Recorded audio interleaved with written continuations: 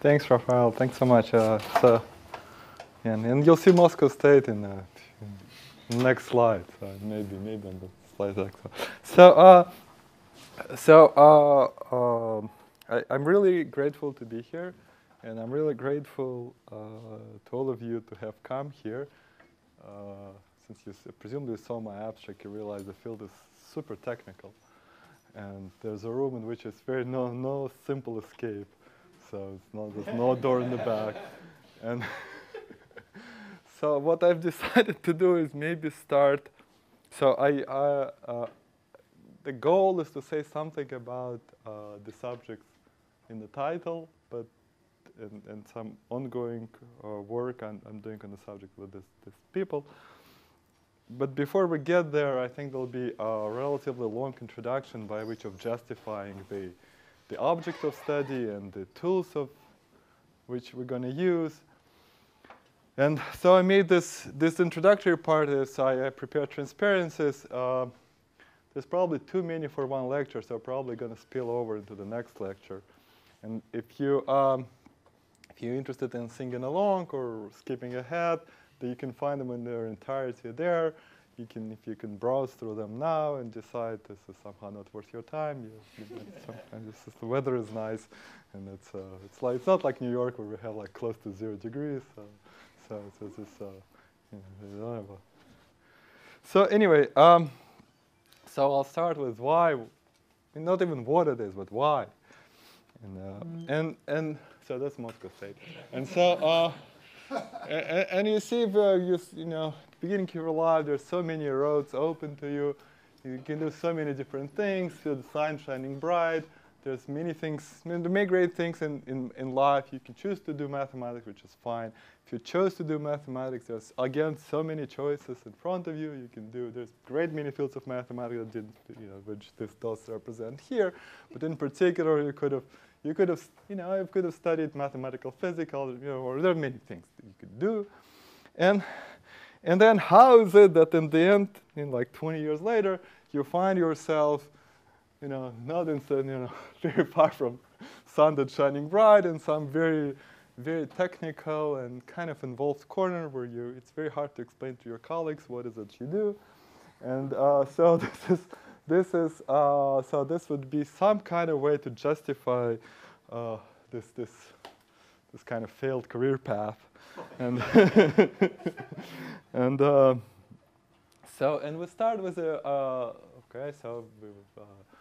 we studied or at least seen quantum mechanics.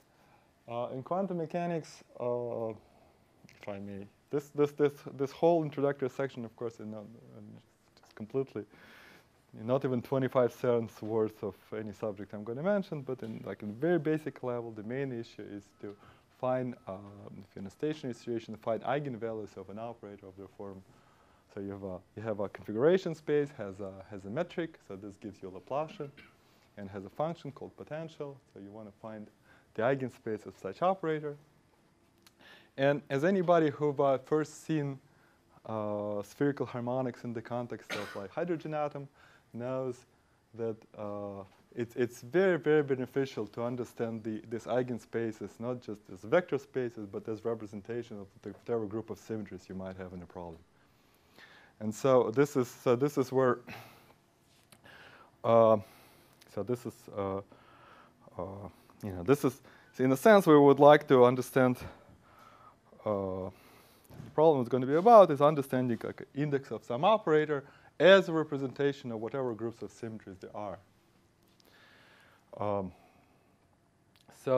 In particular, speaking of index, in a situation when you have not only bosons but also fermions, the Hilbert space of your theory, the states are, this is a Z2 graded space, has two parts, the even and the odd part. The even, the part which contains things with even number of fermions, and the odd contains odd number of fermions. And instead of the operator from the previous slide, you might have an operator which is like Dirac operator, goes from even to odd and back. And then of course, in which case, if your previous operator would be like the square of this operator. And so it doesn't make sense. It doesn't make sense to study, since it's an operator from one space to another, it doesn't make sense to study its eigenvalues. But it does make sense to study its index. That is to say, its kernel here minus the kernel there. Again, this is a finite dimensional vector space.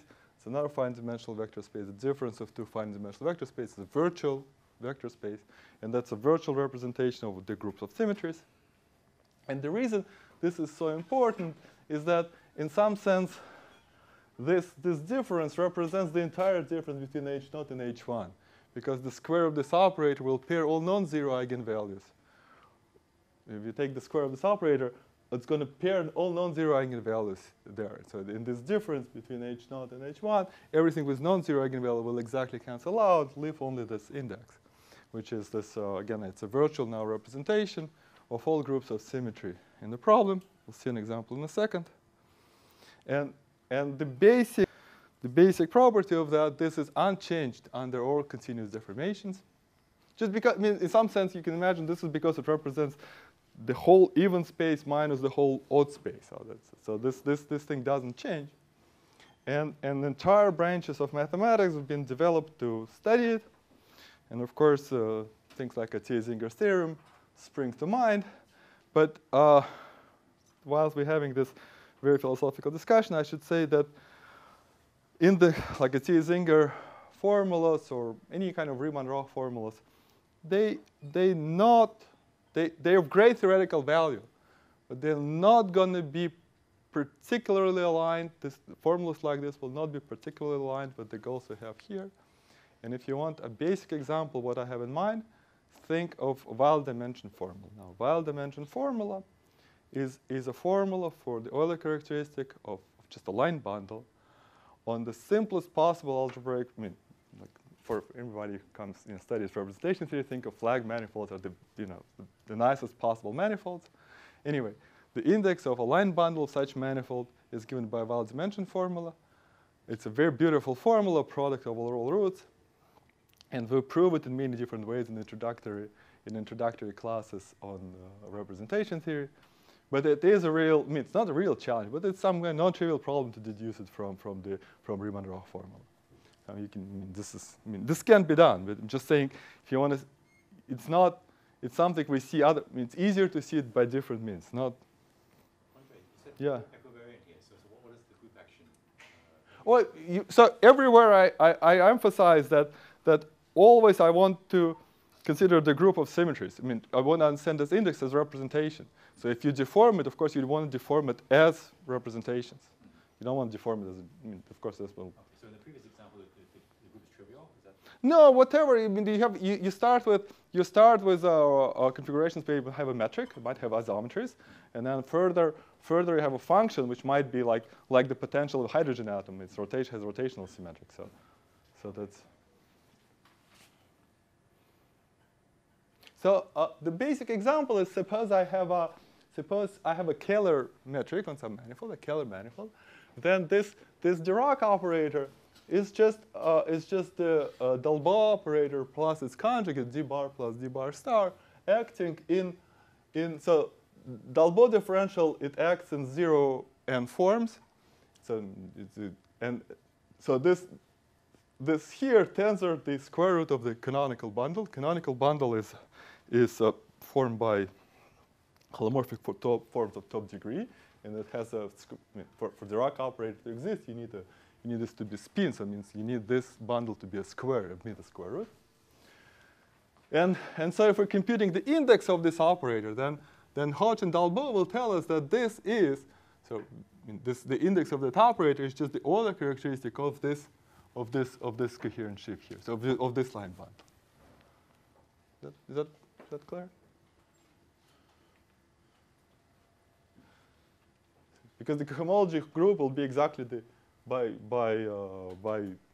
classics, the cohomology group will be exactly the cohomology group of this line bundle, and even minus odd means Euler characteristics. So this is, and now this one can study this as a representation of whatever automorphisms of M you have, M might have. When you say that Km is a square, do you mean that it's like a Cartesian square? No, square is in Picard group. Means a line bundle. I mean, if you have a line bundle, you can square it. Square all transition functions. Yeah, tensor square, right. Other questions? So this is, we will be doing something like this, except our manifold will be, some kind of pretty problematic manifold. But we sort of like computing the Euler characteristic of the square root of its canonical bundle.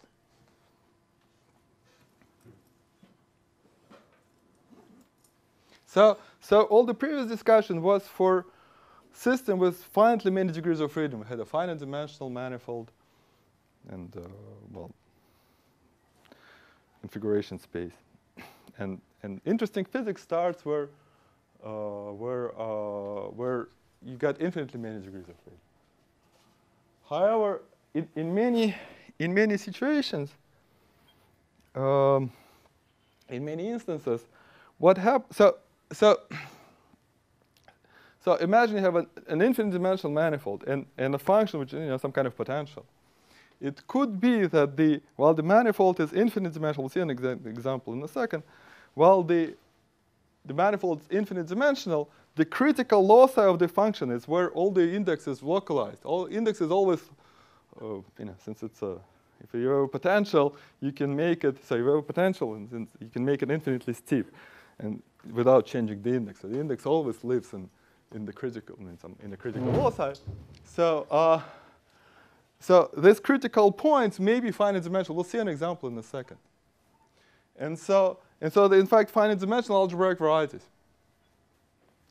And so, except there probably could be not one of them, but a countable union.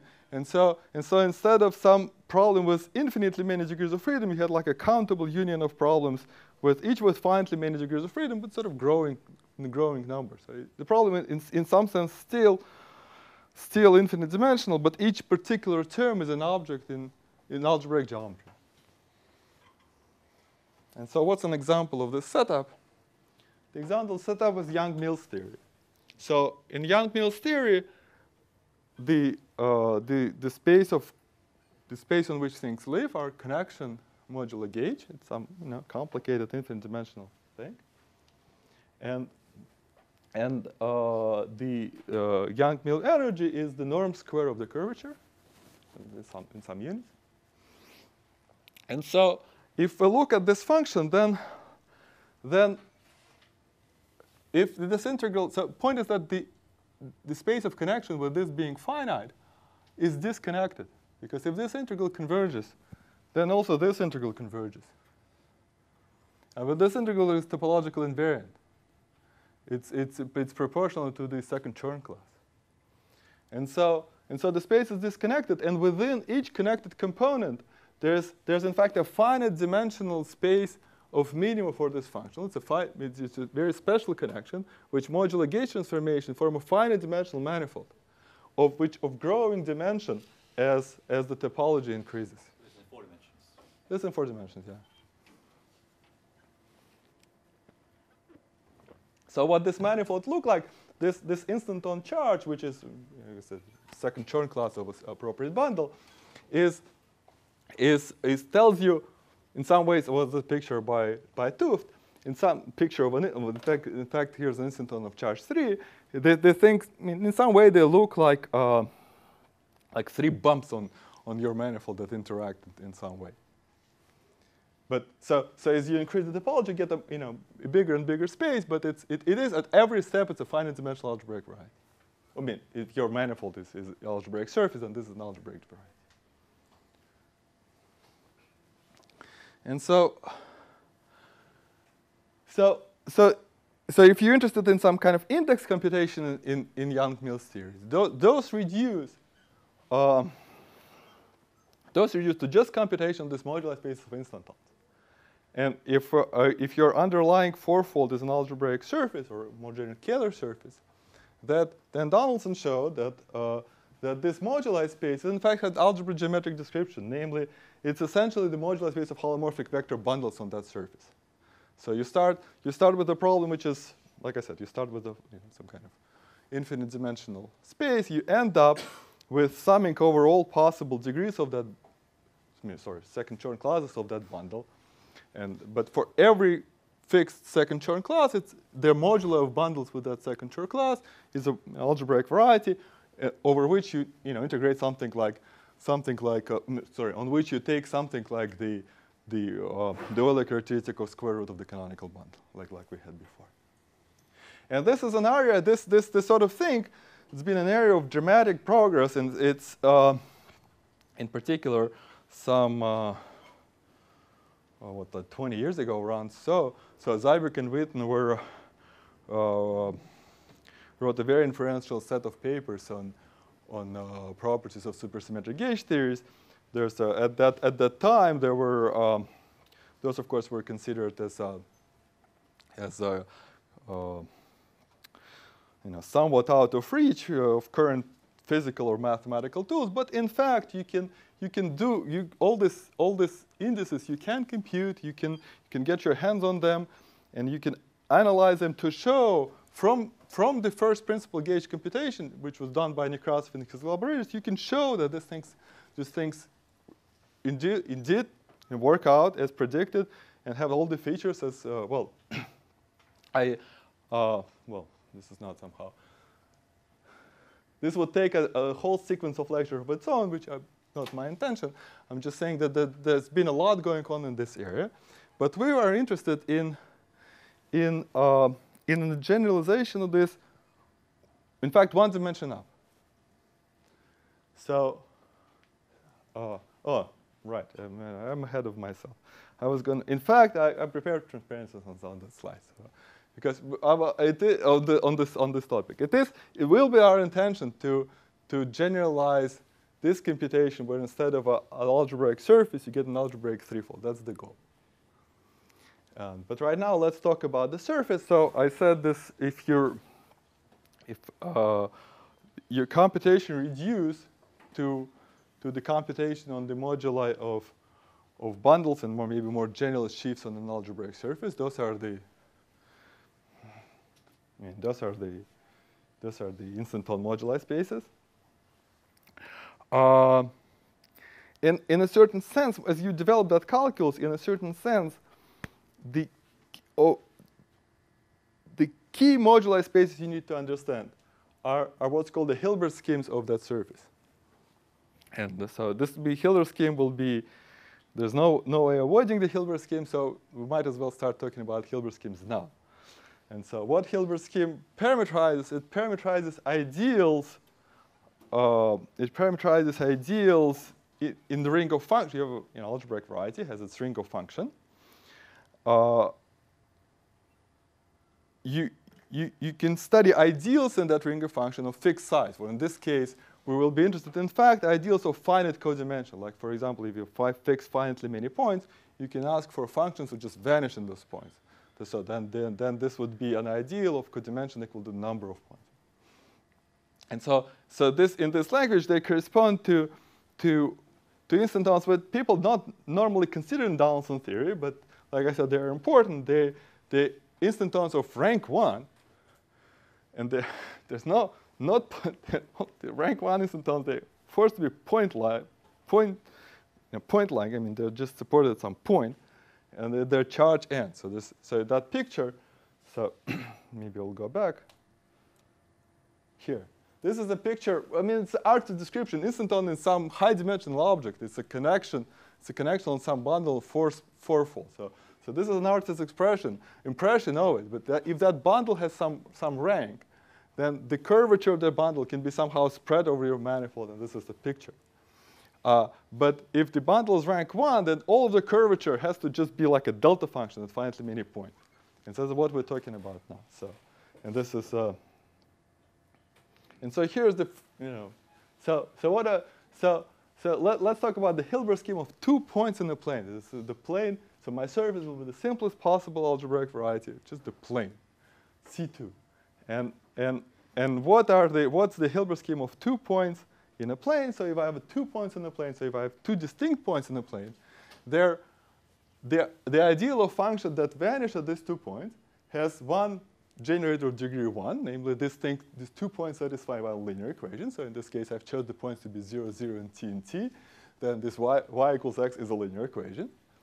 And then it satisfies modulo that linear equation, satisfies one more quadratic equation, in which case I just chose the equation to write in the x coordinate. So the ideal would be always generated by one linear and one quadratic equation. And the point of this is that even if the points come together, that linear equation still remains there. So even if the points come together, then while in the symmetric product of the surface of itself, you cannot distinguish the direction from which one point approached the other. In the Hilbert scheme, you can, because you were along the line. You remember that linear generator, the degree 1 generator. So at one point the points collide, that will still remember the line along the which collide. And so as a result of that, so if I consider symmetric square of a surface that has a singularity along the diagonal of the form of the, well, if you take the coordinates of the sum and the difference, then the permutation in the difference coordinate, the permutation acts by -1. So this has the singularity of the same as C2 modulo -1. It's a quadratic cone. And but what happens is that as the 2 points approach, I remember extra information.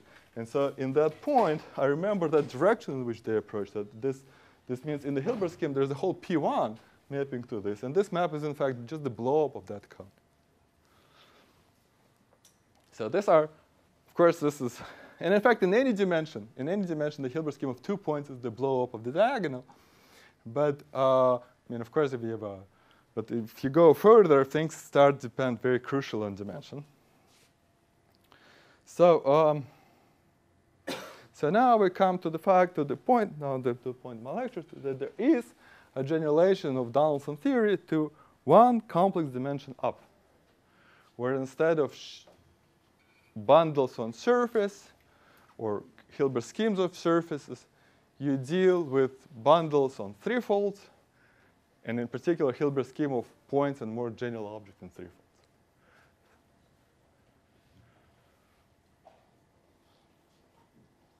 So they're similar. They're similar to Donaldson theory in the sense that instanton, even if it's spread, it's still an object of real codimension 4, complex codimension 2. And here's the same. We'll be looking at, in particular, Hilbert scheme of curves. That is to say, instead of threefold, instead of ideal of function vanishing at finite many points, you can ask them to vanish on a whole curve. But that curve is still a codimension, complex codimension 2 thing. And instead of instanton charge, the real thing. But instead of charge, you remember the characteristics. So you have a modular space of sheaves. You remember the characteristic classes, or maybe the class of that sheaf in the K theory of your manifold. That is to say, if you have a curve, the things you remember is you remember the degree of that curve. It's an element in second homology of your surface. And you remember something like the genus. More precisely, you remember the arithmetic genus, the Euler characteristic of the structure sheaf of that. So this is the analog of instanton charge now. So these high dimensions, yeah. This is some still of interpretation as minimizers of Yang-Mills, or maybe after some complication. So right, this has to do again with some gauge theory, which is so these are not exactly Yang-Mills. They're more like minimizers of holomorphic Chern-Simons type of thing. So this has a direct physical meaning, but it's slightly, maybe it's best not to start about it, not to talk about it in the first lecture. So this is somehow, I realized there's enough scary words here, so I don't want to add more. Yeah. So right. But right. So if you right.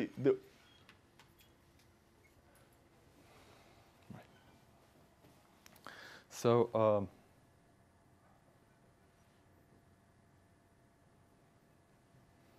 So in contrast to what one sees in 2 dimensions, where, for example, Hilbert scheme of points on the surface is in fact a non-singular algebraic variety. These things are very, very badly singular. And so on the face of it, it wouldn't make sense to talk about if you have like the Euler characteristic of the square root of the canonical, kind of presumes you have like the tangent bundle. But in fact, all you need is a certain replacement of this. So all you need so if they were smooth, what I'd be doing, I'd be just doing the Euler characteristic of the square root of the canonical. They're not smooth, not even near to be smooth. I mean, they're badly singular. But turns out that there's a certain replacement. And we'll see an example. So there'll be an example even already in this lecture. There's a replacement for the structure sheaf, which is called the virtual structure sheaf. And there's a replacement for the canonical bundle called virtual canonical bundle. This replacement's been constructed by Thomas. And this is the cornerstone of this Donaldson-Thomas theory. It's the existence of that virtual structure sheaf on this moduli spaces. And Nekrasov and I will prove that in fact the moduli spaces have spin, so that square root exists. And so once you do this, you can form exact same series as you would form in Donaldson theory. In Donaldson theory, you sum over all instanton charges, and you put the Euler you put the corresponding index for the corresponding moduli spaces there.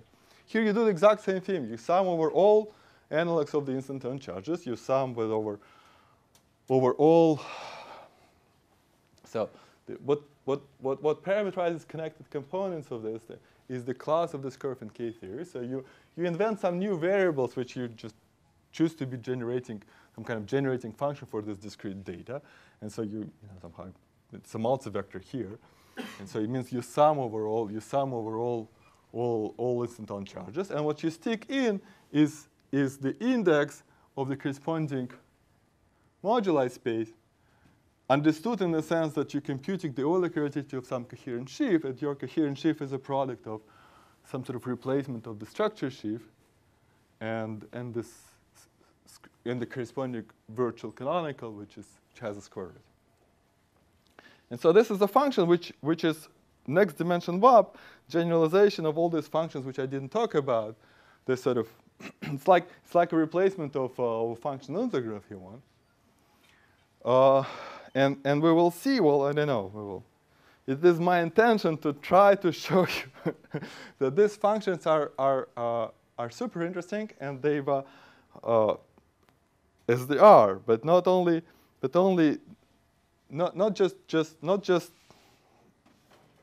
just by themselves, but they also exhibit all sorts of connections to other areas of math. I mean, somehow there's not. You understand them.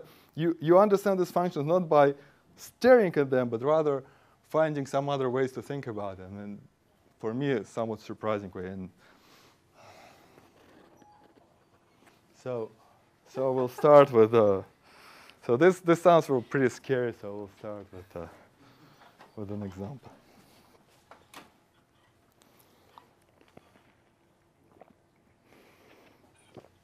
So we start with. So there's no simple threefold and affine three space. Everybody agrees. Now, when we talk about curves, we mean complete curves, and in a affine space, there's no complete curves. So it's just points. So it's just the same as in 2 dimensions. So we're talking about ideals. So we consider functions, which are the ring of polynomials in 3 variables. We look ideals in the ring of functions, which are codimension n as just vector space. So in particular, not generic point. This thing is badly. A generic point in some component of this is formed. You take n points, and you look at all n distinct points, and look at all functions that vanish there. That's an ideal of codimension n. Right, so what acts, before you go here, let's think what acts here. Well, obviously, automorphism of C3 act there, in which we might as well take the reductive subgroup, which is GL3. So we're going to do some computation equivalent with respect to GL3. Now, how do I concretely think about this space? Concretely think about the space is like this. If I have my whole ring and I have an ideal, well, I have a quotient. I have the quotient. The whole ring modulo an ideal. This is an n-dimensional space. And in this n-dimensional space, I have three commuting operators, namely multiplication by x1, x2, and x3, which I'll represent by matrices x1, x2, x3, which are of size n times n, because they act in this n-dimensional space. In addition, this entire quotient, the ring modulo the ideal, is generated by the identity, by the element 1 in this ring. And so which means there is a cyclic vector. There's the whole space is generated by three commuting matrices under the action of three applied to some given vector. And so you have the data is you have three commuting matrices, cyclic vector. Well, they're commuting already said. The only thing that moves is that to write down the matrices, I need to pick a basis, and so I have to take this space and quotient out by GLN. Right? So it's reasonable, right? Now, so what I'm going to do now is I'm going to break this space into two parts. First, I forget about the equation, and then I impose the equation. So if I forget about the equation, I have three matrices, no commutation relation, and a cyclic vector, modulo GLN. And I denoted this F because it's moduli of n-dimensional representation of free algebra with a cyclic vector. No relations. And this is, we need to see the smooth algebraic variety. And now we want to impose the condition that the three matrices commute.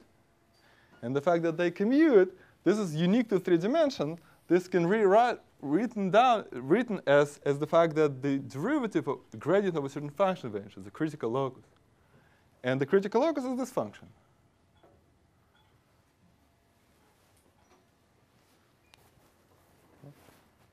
And we note, if you think about everything equivalently, we know this very nicely. This function transforms in a one-dimensional representation of GL3, namely in the determinant representation.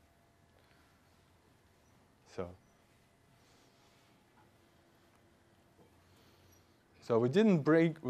by writing this function, we didn't break any symmetries.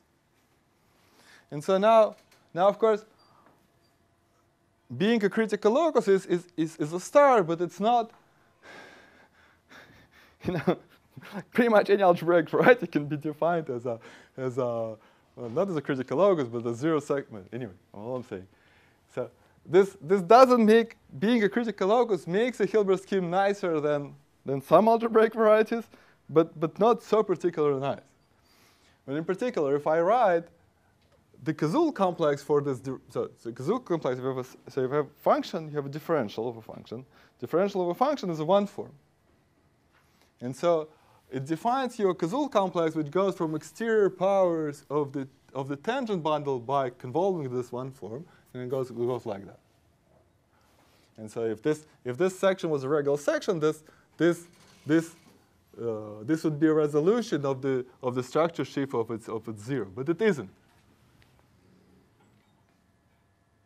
But it's okay. It's an equivariant complex supported, so that complex is exact away from the zeros of the gradient, and so it gives you an element in K-theory supported on the Hilbert scheme, and this is declared to be.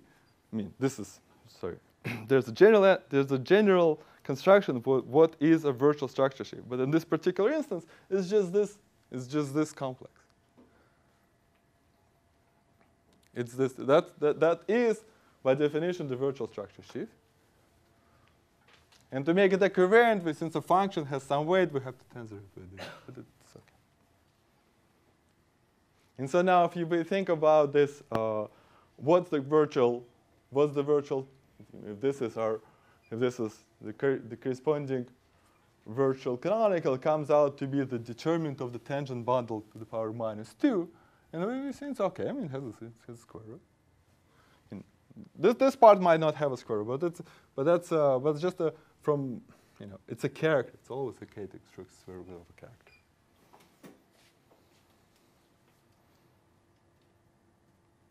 So what this means is to compute. So this defines this virtual structure sheaf. This has a square root up to extracting the square root of determinant. The only thing you need to do is you pass to a double cover of GL3 have a pass to a double cover on which the square root of determinant is well defined. This is always okay.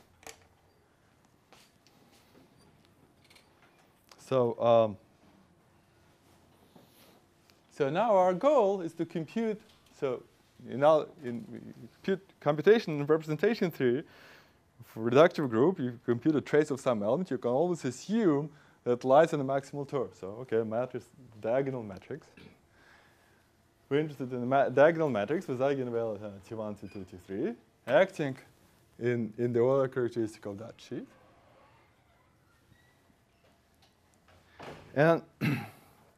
And the very fundamental principle is so this is now.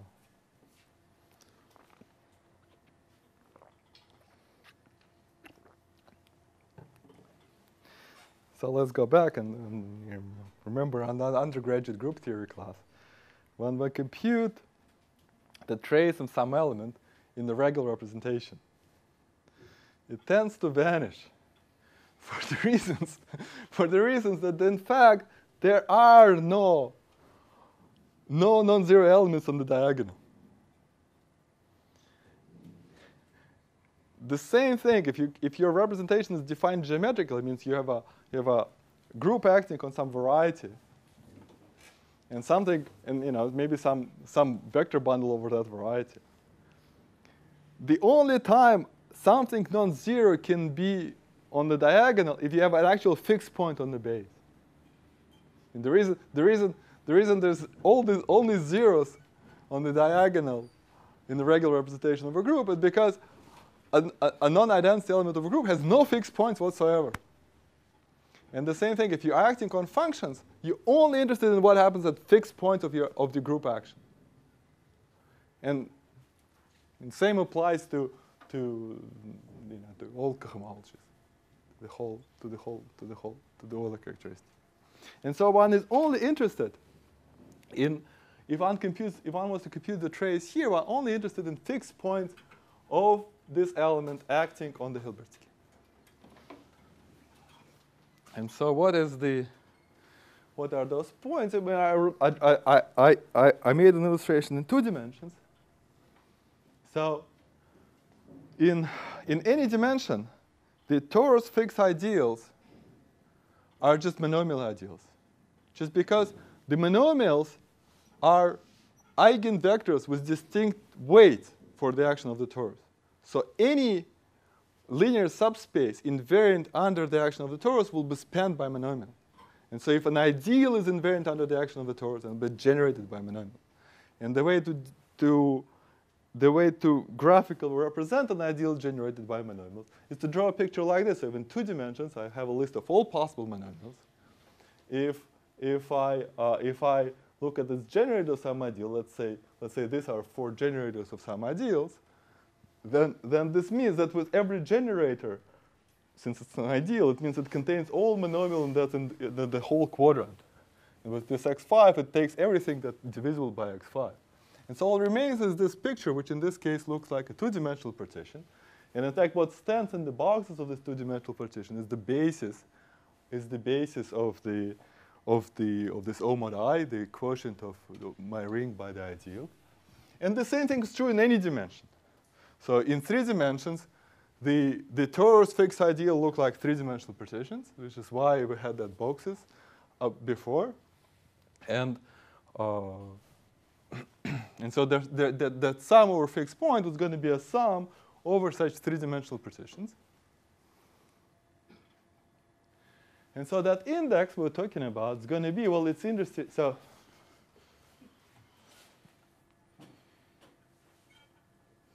sorry, we're computing this, right? So we're summing over all possible n. We'll look at the Hilbert scheme of n points. So this is so the sum will be now the sum over all three-dimensional partitions. It's convenient to choose, for the purpose of having a nicer form, it's convenient to choose z to the minus z, so z to the number of boxes. And now comes the contribution. So if you the contribution of a fixed point, that comes from the well, I mean, on the one hand, you have to look at functions, at how functions near that point decompose, and it's going to give you a denominator. And then you have a certain exterior algebra of some vector space, and that will give you later. And so that's the whole thing will factor over. You have to look at the weights of your torus action in the tangent space to that space. My Hilbert scheme is cut out as a critical locus in some manifold F. So I have to look at that, at the tangent space as that F, as a representation of the torus. It's easy to determine in a way that this as a modulo over my torus has some quadratic expression as this. But this is modulo, the quotient as a modulo of the torus is just a generating function over all boxes in this partition. Because this is sorry. This is a module O mod I. Here it is as a modulo of my torus. It's the character is written. So the character of the tangent space is some quadratic expression of that, which you can leave it as exercise. And you look in all terms of that expression, and you put each one of them in the denominator and the numerator in slightly different ways. Where this function A hat, this has to do with this A hat genus of, so it's this.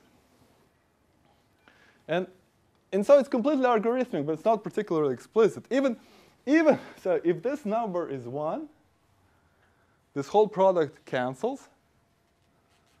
I mean, this cancels with this minus sign here.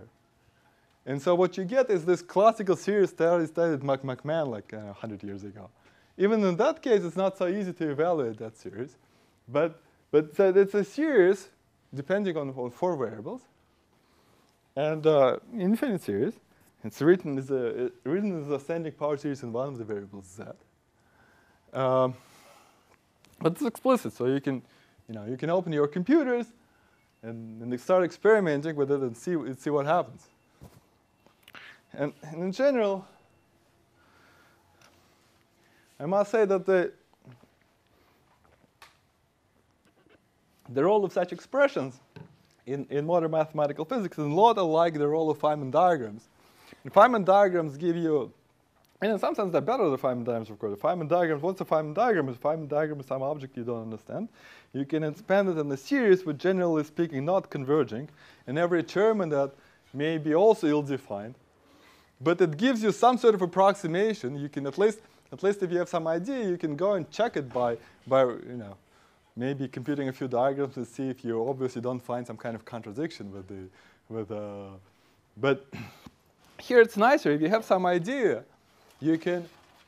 There are series like this. You can very often. I mean, this is called localization. You can write them by some sort of it's a somewhat systematic procedure, and you can do it on your maybe on your mobile on your smartphone, and you can and then you can whatever ideas you have, you can easily check that. But the main problem, of course, is the same as the Feynman diagram. It's a long series, and the problem is to say something about the series as a whole, somehow to sum it up, to have some global. I mean, it's not one is not interested in the 4th term or the 5th term. One is interested in the whole thing, and to say some properties of the whole thing. And so, what's the question? Is can we sum this? This particular series, one can sum, and well, in some sense, the whole series for this lecture will be a generalization of the subsequent result of general, more interesting threefolds. So first, a piece of notation is that suppose I have a representation of a group G. Then of course, the symmetric algebra is also a representation. Symmetric algebra is symmetric square, symmetric cube, symmetric first power, all summed together. It's a representation, in generally speaking, infinite dimensional.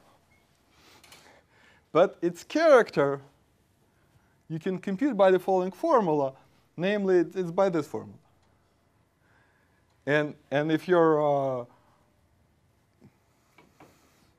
if it is the case that this series converges, for example, your eigenvalues are less than 1, then this series this series also converges. Is that trace? It's a trace, yeah. And this, I mean, this formula is just glorification of the formula that 1 minus x is exponential of the sum x to the n over n. Okay. There's nothing. Somehow this statement says no more and no less than this. That's exactly that. And so in this business, it's very convenient to write some representations you don't know in terms of symmetric algebra of something else. That means if you want to compute the trace, all you do is you do this. I mean, this you can also convert to an infinite product, but I mean somehow I'm just saying that this is. I'm going to give you an answer in these terms means your series has the passage from this character to this character is called sometimes plethistic logarithm or the inverse plethistic exponential. Anyway, they'll be saying that this character we want to compute is plethistic exponent of some exponential function of something, it's symmetric algebra of something. And so here's the result, is that this has been around for a while, and I put the star here because, I mean, this is supposed to be like the simplest case on some kind of elaborate theory, and the elaborate theory is being written down, and for safety, let's put star here. And what it says is that this is a symmetric algebra of some extremely simple character. Namely, so whereas in the top we see 3 terms, which are in fact, so if you think about what's the weight of one box, if I want to compute the weight of one box, this will come out to be the product of this, the third term divided by the product from 1 to 3 of a hat Ci. That's just the weight of one box. So this thing looks sort of like the weight of one box, except there is the 4th and 5th term here, where T4 and T5 are depend on Z now, and defined like this, so that this diagonal matrix from T1 to T5 is in fact an SL5. Right? I mean, the product of these two will be 1 over T1, T2, T3, and so together the determinant will be 1. So these are polynomials. They're not exactly representations right now, right? No, this is I mean, this is fine. You're defining them as formal polynomials. Well, this converges as a formal power series in Z. This converges. So when you say S star, I mean you mean that formal exponential formula. Right. I mean it means you have to take this right. You take this guy and take its whole twists and so another way of writing it is that you convert this thing to an infinite product and write an infinite product for the same expression. But you're thinking of these objects as representations. Yeah, they are representation. In fact, I'm about to say. So this is visibly a GL3 representation. And it's a character of something, right? I mean, this is a character of some exterior algebra. It's a character of polynomials, but in fact, with this expression, we started with box having the weight this weight and an empty space having weight 1. Instead, we could have assigned some weight to just the emptiness. It's like cosmological constant. There's some if you use our formulas, there's some natural weight you can assign to just the emptiness, like have a prefactor. And if you do that prefactor, which I'm not going to do now, what you discover is that then the answer is in fact replaced by this expression. which is visibly what it is. So these are polynomials on C5, and this is like cotangent bundle minus the tangent bundle. So this is, and so it is a whole SL5 symmetric, entire SL5 symmetric thing. All right, I think I could be, yeah. So this is, you see, I'm not going at the. This is obviously stolen from the internet, and you can realize it has a periodic table on the building blocks. And somehow you've, there must be a new generation of wonderkind in chemistry coming out of who will learn the atomic weight of yttrium with the mother's milk. So well, anyway, so this the continuation of this slides you can see online and decide whether you want to come or not. And so this is, and I'll stop here.